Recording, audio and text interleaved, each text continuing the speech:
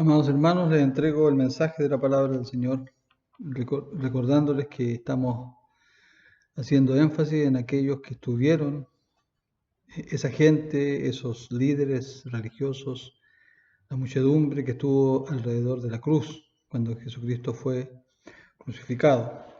Hoy día vamos a continuar con este énfasis. Y Jesús dijo palabras a la multitud que estaba alrededor de la cruz en el momento en que fue crucificado. Es muy significativo que aquella multitud que estaba alrededor de la cruz también reaccionaron frente a ella, también dijeron cosas. Aquellos que estuvieron cerca de la cruz, pero tan lejos de Jesús, son consideraciones que vale la pena tomar en cuenta para nuestras vidas. Específicamente en este mensaje compartiré cómo reaccionaron aquellos que estaban mirando este triste espectáculo, ya que habían ajusticiado, sin saberlo, a aquel que era el Rey de Reyes y Señor de Señores. ¿Cómo calificar la reacción que tuvieron aquellas personas o grupos de personas que estaban alrededor de la cruz? Los líderes religiosos, los sacerdotes, los ladrones que fueron crucificados junto al Maestro, los soldados romanos y por último el centurión. Vamos a ver, hermanos, en este primer mensaje, porque voy a terminar este mensaje el último domingo del mes de marzo. Vamos a ver, hermanos, en primer lugar, las gentes y los líderes religiosos. ¿Qué representan estos grupos? ¿Cuál fue la reacción de ellos? Primeramente, hermanos, encontramos aquí la burla. El Evangelio de Mateo nos describe esta escena de lo que pasaba con la gente que observaba a Jesús en la cruz. La gente se reía de Jesús, mal interpretando las palabras que Jesús mismo había empleado para referirse precisamente a su propia persona. En el capítulo 27, hermanos de Mateo, versículo 40, la parte A, dice la palabra: tú que derribas el templo y en 3 días lo reedificas, ¿cierto? Dice, sálvate a ti mismo, sálvate a ti mismo. Lo había dicho metafóricamente, figuradamente, hablaba de su propio cuerpo, que sería colgado en la cruz para ser muerto. Y al tercer día vencería la muerte resucitando. Pero esa multitud se burlaba y exigiéndole sarcásticamente, sálvate a ti mismo. Y seguían burlándose, usando las palabras que Jesús había dicho de sí mismo. Él había dicho que era el Hijo de Dios. También se reían de él. Y le decían en la parte B del capítulo del versículo 40, si eres Hijo de Dios, desciende de la cruz. Esa gente, esa muchedumbre alrededor de la cruz se burlaban en el sentido de que nadie que esté crucificado puede descender por sí solo de ese instrumento de tortura y de muerte. Pero el escarnio no venía tan solo de aquella gente agolpada para ver ese espectáculo cruel. Venía de aquellos que eran supuestamente dirigentes espirituales del pueblo en aquel tiempo. Se supone, hermanos, que ellos tenían que guiar al pueblo a verdades eternas, a verdades espirituales. Aquellos que estaban a los pies de Jesús, supuestamente guías espirituales de Israel, fueron promotores que llevaron a la cruz a nuestro Señor y que se juntaron con la multitud alrededor de la cruz, no por casualidad, sino que querían ver con sus propios ojos que Jesús terminaba muerto o terminaría muerto. El escarnio de esos líderes religiosos era todavía más profundo, hermanos. Esa burla era más profunda, más honda, porque ellos tenían la capacidad de interpretar cualquier palabra, como Jesús también se había mostrado como el Salvador. Ahora ellos dicen, hermanos amados, y siguen burlándose en la parte A del versículo 42 del capítulo 7 de Mateo. Dice, a otro salvó, a sí mismo no se puede salvar. Decían ellos, ¿verdad? A otro salvó, a sí mismo no se puede salvar. Lo que estos ciegos, guías de ciego, ignoraban que la muerte de Jesús era necesaria para que muchos fueran salvos. Que este Jesús que moría en la cruz vencería el poder de la muerte. Como pregunta Pablo en 1 Corintios 15, ¿dónde está, oh muerte, tu aguijón? ¿Dónde, oh sepulcro, tu victoria? El postrer enemigo que Jesús venció fue la muerte. Y como también Jesús, hermanos, y decían que él era rey.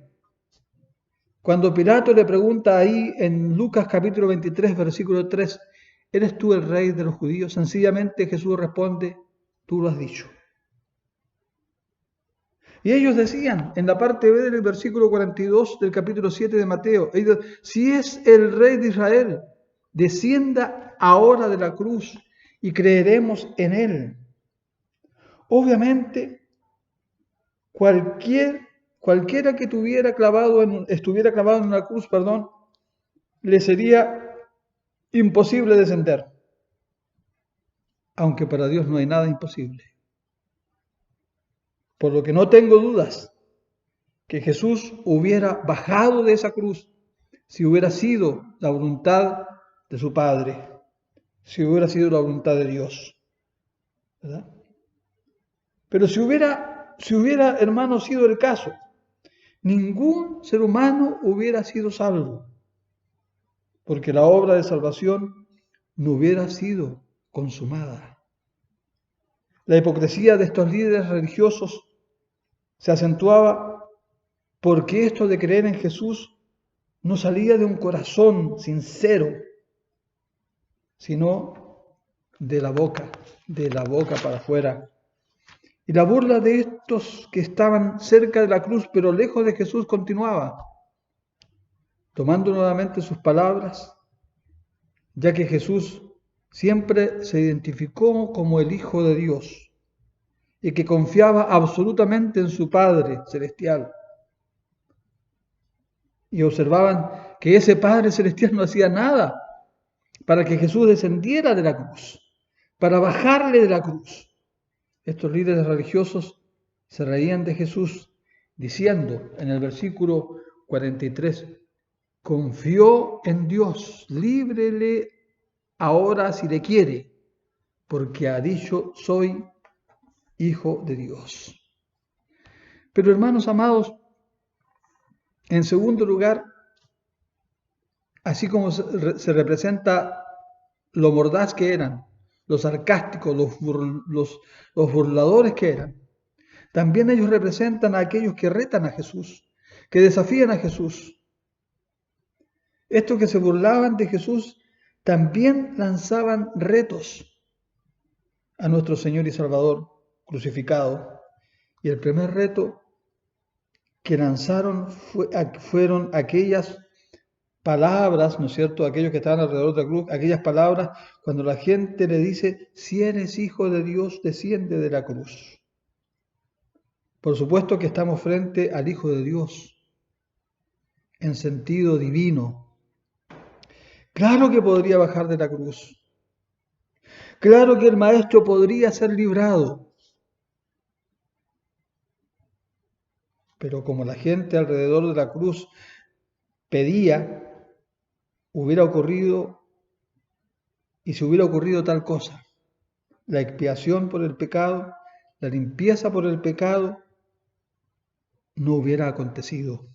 y la humanidad no hubiera recibido el perdón de los pecados, la limpieza de esa mancha de pecado que es necesaria, hermanos, para la verdadera salvación, ¿verdad? La humanidad, hermanos amados, hubiera sido condenada eternamente. Hermanos, el necesario sacrificio de Cristo en la cruz, ¿no es cierto? Eso solo hace posible, solamente eso hace posible el derramamiento de la sangre de Jesús, la muerte de un ser humano cuya vida es impecable, verdaderamente santo. Solamente eso hace posible la verdadera y eterna salvación de todos nosotros. Esa gente ignoraba, en esa ansiedad de retar, de desafiar al Hijo de Dios, que Dios tiene poder para librar de la muerte, no solo a su Hijo, sino que a humanos mortales simplemente o meramente humanos. Cualquier persona que venga en fe a entregar su vida al único que puede darle vida eterna, a nuestro Señor Jesucristo, tiene expiación de sus pecados, el perdón de sus pecados y tiene la vida eterna. Aquella multitud entre los que estaban, ¿verdad?, israelitas, líderes espirituales, sacerdotes o meramente personas, si conocieran verdaderamente las Escrituras, deberían estar en conocimiento de la historia antigua, de cómo Dios había librado del poder de la muerte a un simple hombre mortal como Daniel, no dejando que salvajes leones lo mataran para luego devorarlos junto a sus amigos. Y que también Dios, que es totalmente poderoso para salvar de la muerte a una situación en la que no había escape posible, como cuando los tres amigos, Cedrac, Mesac y Abednego, son liberados del horno de fuego, cuya temperatura había sido aumentada al máximo, que el Padre Celestial librara a su divino Hijo de la cruz, lo hiciera descender de la cruz, hermanos, no era gran cosa. Por supuesto que para Dios, para el Dios de los imposibles, esto era posible, pero esto dejaría a la humanidad en una condenación eterna. Por otro lado, Jesús no debía hacer realidad el capricho de nadie. Jesús no estaba, hermanos, para obedecer a la multitud, a la muchedumbre que estaba alrededor de la cruz. Así como no estuvo para concederle los caprichos de Satanás cuando él fue tentado, ¿verdad? Y venció la tentación ahí en el desierto. Tampoco, hermanos, estaba dispuesto a que la multitud, a que la muchedumbre, tiempo atrás, lo proclamara, ¿verdad? Y lo ungiera, entre comillas, rey. Entonces tenemos en primer lugar que estos líderes religiosos, gente, se burlan de Jesús. En segundo lugar, lo desafían, lo retan. En tercer lugar, este grupo representa, hermanos, también la ignorancia.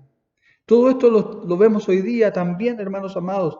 Si observamos las palabras en el versículo 40 del capítulo 27 de Mateo. El capítulo 27 de Mateo, Jesús dice, si eres hijo de Dios. Y si miramos lo que expresan los líderes religiosos, si eres hijo de Dios, en el versículo 42 ellos dicen, si eres rey de Israel, ¿verdad? Lo que muestran estas palabras tanto de estos ciudadanos comunes y corrientes que estaban tan cerca de la cruz, pero lejos de Jesús, era su ignorancia. Lo que se refiere a porque se refiere a aquel Mesías prometido por Dios desde el tiempo antiguo. Ya en Génesis 3:15, Dios promete una salvación, ya promete un Salvador, un Mesías, ¿verdad? Cuando le dice a la serpiente, tú, ¿verdad?, vas a herir a esta simiente de la mujer en el talón, ¿verdad?, en el calcañar, y él te herirá en la cabeza. Ya estaba prometiendo salvación. Ahí el protoevangelio, como le llamamos, hermanos. El evangelio en su primera instancia. No querían, sencillamente no querían y no podían ver en aquel que estaba crucificado, en aquel que estaba en la cruz, ¿verdad?, en aquel que estaba atravesado en sus manos y en su costado y en sus pies. No querían ver el cumplimiento de la promesa de Dios. Obviamente que Jesús era y es el Hijo de Dios. Obviamente que Jesús es el Rey de los judíos. Y más allá de los judíos, ¿verdad? Si nosotros vamos a Mateo capítulo 2, versículo 2, cuando los magos, ¿no es cierto?, andaban buscando al Mesías, ellos preguntaron, ¿dónde está el Rey de los judíos que ha nacido? Más allá de los... Porque, ¿qué revela esto, hermano? Que esta salvación sería mundial, universal, no solamente para los judíos, sino para todo aquel que quiera reconocer a Jesucristo como el Señor y Salvador de sus vidas. Pero en este momento de la crucifixión de Jesús, estos líderes que estaban alrededor de la cruz habían elaborado su propia teología, su propia doctrina, y en su ignorancia compartían esta teología y doctrina con la gente que también estaba observando este triste espectáculo, uniéndose para ir en contra del verdadero Mesías. Lo que él enseñó respecto a sí mismo, lo que él enseñó acerca del reino de Dios y de la salvación. Los líderes y la gente estaban sumidos en una oscura ignorancia, aunque en esa ignorancia estaban dando causa a la muerte de Jesús, que consiguió la salvación del hombre. En cuarto lugar, condicionaron a Jesús. Los líderes religiosos que usaron palabras que condicionaban su fe. Ellos dijeron, si eres el rey de Israel, desciende de la cruz y creeremos en ti. Que descienda de la cruz y vamos a creer en él. ¿Verdad? Por supuesto, no tenían en su corazón el creer en Jesús. Y seguramente que ninguno de ellos hubiera creído, estoy seguro, hermanos, hubiera creído si ese Jesús hubiera descendido de la cruz, hubiera bajado de la cruz, aunque el rey de los judíos hubiera descendido. Eso hubiera revelado, hermanos, sencillamente la dureza del corazón de ellos, la dureza de su cerviz, que tiene la capacidad de poner condiciones no solo al ser humano, sino que ellos estaban poniéndole condiciones a Dios mismo. Puede ser, hermanos, que alguien comenzó en la senda de la fe, que alguien está en la senda del discipulado, que alguien está en la senda del servicio a Dios, ¿verdad?, que milita en la causa del Evangelio y puede todavía esa persona el condicionar a Dios. Y como ejemplo, hermanos amados, podemos ver a Tomás, uno de los 12 discípulos de Jesús que estuvo con Jesús esos aproximadamente 3 años y medio de ministerio, ¿verdad? Que no pudo ver en principio a ese Jesús que había vencido la muerte, a ese Jesús que había resucitado, aunque él escuchó el testimonio de sus condiscípulos, que Jesús había resucitado, él dijo, si no viere sus manos, en sus manos la señal de los clavos, y metiere mis dedos en el lugar de los clavos, y metiere mi mano en su costado, sencillamente Tomás dijo, no creeré. En Juan 20, 25, hermanos. Esto nos debe alertar que podemos, hermanos, caer en esta mala actitud de poner condiciones a nuestro Dios y a su Hijo Jesucristo. ¿Cómo? ¿En qué momento? ¿Bajo qué circunstancia estaríamos dispuestos para creer en Jesús? Que ninguno de nosotros, hermanos, que ninguno de nosotros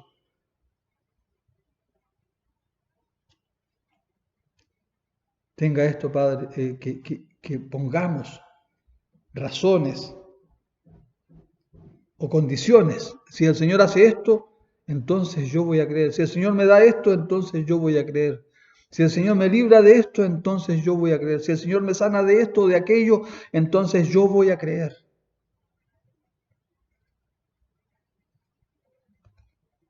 Que ninguno de nosotros, como hicieron aquellos sacerdotes, seguramente escribas y fariseos que estaban alrededor de la cruz, que pusieron razones o condiciones, y aún no eran sinceras, hermanos, porque vuelvo a repetir, cuando ellos dijeron, si eres rey de Israel, baja de la cruz y entonces vamos a creer en ti. Como dije anteriormente, yo creo que ellos, ninguno de ellos, hermanos, aunque Jesús bajara de esa cruz, iba a creer en él. Vamos a suponer una cosa, hermanos. Vamos a suponer que aquella frase que se repite de burla, de sarcasmo, de ignorancia, de reto, de condicionar a Jesús para creer, que desafía a Jesús por parte de los que estaban, de esa muchedumbre que estaba alrededor de la cruz, de los sacerdotes, de la gente.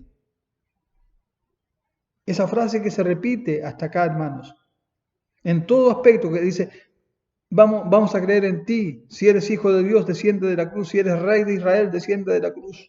Se repite esta frase, que descienda de la cruz. Vamos a suponer que Jesús hubiera bajado de la cruz. Usted y yo, hermanos, ¿en quién creeríamos hoy? ¿A quién adoraríamos hoy nosotros?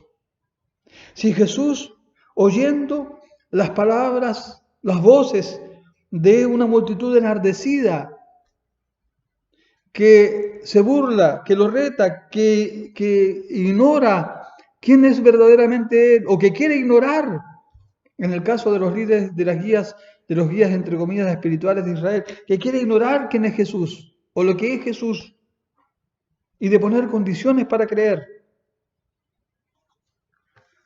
hubiera en efecto descendido de la cruz. Porque Jesús no bajó de la cruz, hermanos amados. Hoy usted y yo lo llamamos Señor y Salvador. Porque Jesús no bajó de la cruz. Nosotros no tenemos que descender de la cruz. Este es el sentido del sacrificio vicario de Cristo, que Jesús muere para que usted y yo no muramos. Que Jesús sufre para que no suframos. Que es clavado en la cruz con unos clavos mohosos, que es amarrado a una cruz para que no tengamos que sufrir el rigor de la cruz. ¿Cuál era, en efecto, hermanos, el elemento que estaba detrás de la muerte, de la mente, del populacho, de la mente popular, de esa muchedumbre de religiosos que se pararon alrededor de esa cruz, frente a la cruz de Jesús, frente al Cristo crucificado? La disyuntiva o el dilema eterno, permanente, entre el concepto del poder espectacular, porque hubiera sido, hermanos, un poder fuera de toda lógica que Jesús hubiera descendido de esa cruz, como expresión brutal, y el concepto de amor. Esa multitud alrededor de la cruz clamaba por una demostración de poder. Desciende de la cruz. El Jesús que conocemos, el Jesús que es Señor y Salvador, hermanos, viene a dar demostración de amor, quedándose en la cruz. Descender de la cruz era revelar un poder que no redime, un poder que no compra al esclavo con su sangre para hacerlo libre. Quedarse en la cruz era demostrar un amor que redime. Esa sangre que derramó Jesucristo en la cruz fue el precio que pagó cuando nosotros éramos esclavos del pecado para liberarnos, ¿verdad? Para hacernos libres del pecado.